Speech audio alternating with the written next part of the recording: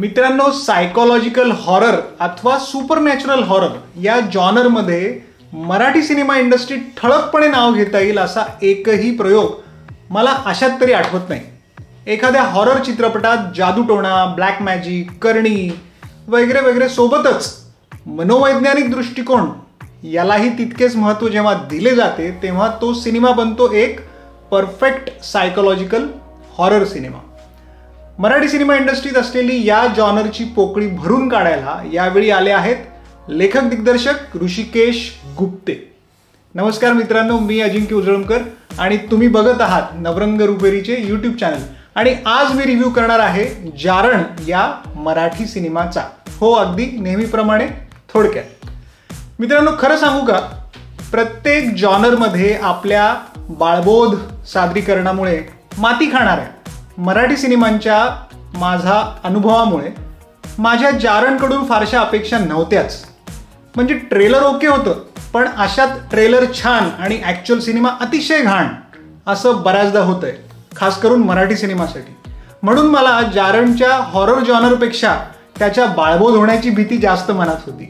परंतु ती भीती पहिल्या हाफमध्ये उतरली. आधी थोडं कथेबद्दल सांगतो. कथेच्या केंद्रस्थानी असलेल्या राधा म्हणजे अमृता सुभाष या राधावर तिच्या लहानपणी झाला आहे जारण. जारण म्हणजे काळा जादू, ब्लॅक मॅजिक. ते कोणी केलंय तर ते केलंय गंगुटी, जी साकारली अनिता दातेने. कुठे तर तिच्या गावाकडच्या मोठ्या वाड्यात. आता राधा तिच्या सई नामक मुलीसोबत एकटी शहरात राहते, कारण राधाच्या नवऱ्याचे कार ॲक्सिडेंटमध्ये निधन झालंय.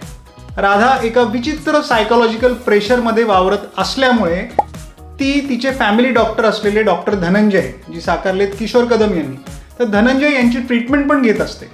आता राधाच्या घरच्यांनी तो जुना वाडा विकायचा ठरवला आहे, म्हणून शेवटचा एकदा तो वाडा बघावा म्हणून राधा आणि सई गावी आल्या आहेत. आता ज्या ठिकाणी राधावर त्या वाड्यात जारण झालंय त्याच ठिकाणी राधा तिच्या चुलत बहिणींसोबत सहज म्हणून प्लॅनचिट खेळते आणि आत्म्यांना परतण्याचे आवाहन देते.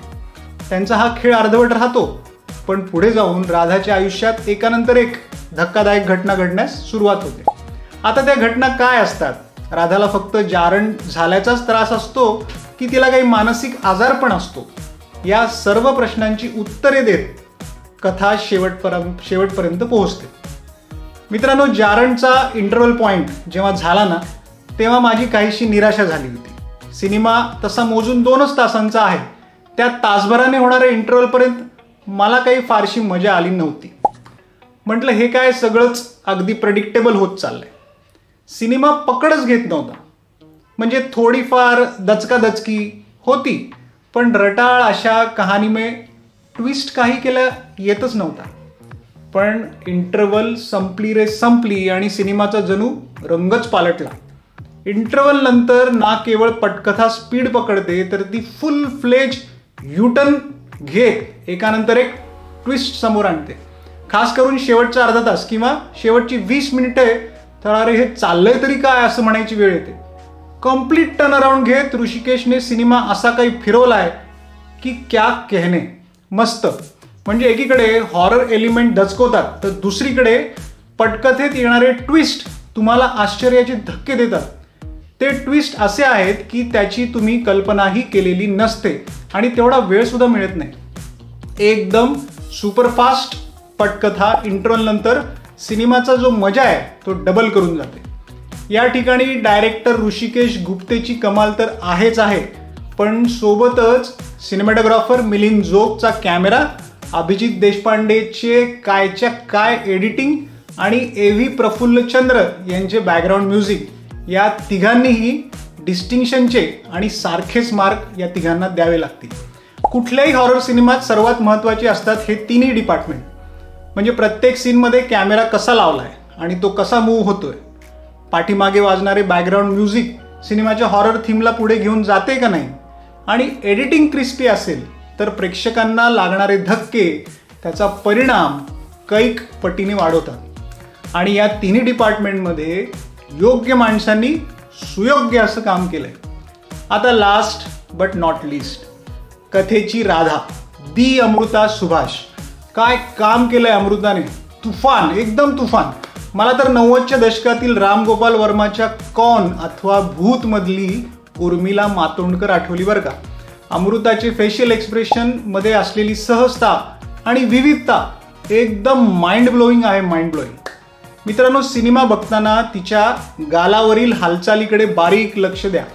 बापरे, नुसतं एक्सप्रेशन बघूनच घाबरायला होतं. ते फ्रस्ट्रेशन, तो राग, ती चिडचिड, ते वेड्यागत हसणे आणि हसता हसता रडणे, सगळं लिहिलंय पेललंय अमृताने. One of the toughest role जो अमृताने तिच्या करिअरमधील वन ऑफ द फायनेस्ट रोलमध्ये ट्रान्सफॉर्म केलाय. एकाच शब्दात hats off to the Amruta Subhash. Anita Date गंगुटीच्या रोलमध्ये मस्तच जमलीये, एकदम भन्नाट. पण तिचा स्क्रीन प्रेझेन्स खूपच कमी आहे. तिचा वावर अजून असायला हवा होता हे राहून राहून शेवटी वाटतं. राधाच्या आई वडिलांच्या भूमिकेत राजन भिसे आणि सीमा देशमुख, डॉक्टरांच्या भूमिकेत किशोर कदम आणि ज्योती मालशे या आणि इतरही सर्वच कलाकारांनी आपापली कामे चोख केली आहेत. तर ओव्हरऑल जारण हा मराठी सिनेमाने या जॉनरमध्ये एंट्री केलेला जर पहिला सिनेमा असेल तर हा पहिल्याच बॉलमध्ये मारलेला सिक्सर आहे. हॉरर जॉनर थिएटरमध्येच बघायचा असतो हे मी इथं वेगळे सांगायची गरज आहे का? नक्की बघा. आउट ऑफ 5 मी जारणला देतोय 3.5 म्हणजे 3.5 स्टार्स. मित्रांनो, तुम्हाला आमचा जारणचा थोडक्यात रिव्ह्यू कसा वाटला आम्हाला नक्की सांगा आणि नवरंग रुपेरीच्या यूट्यूब चॅनेलला सबस्क्राईब नक्की करा. धन्यवाद.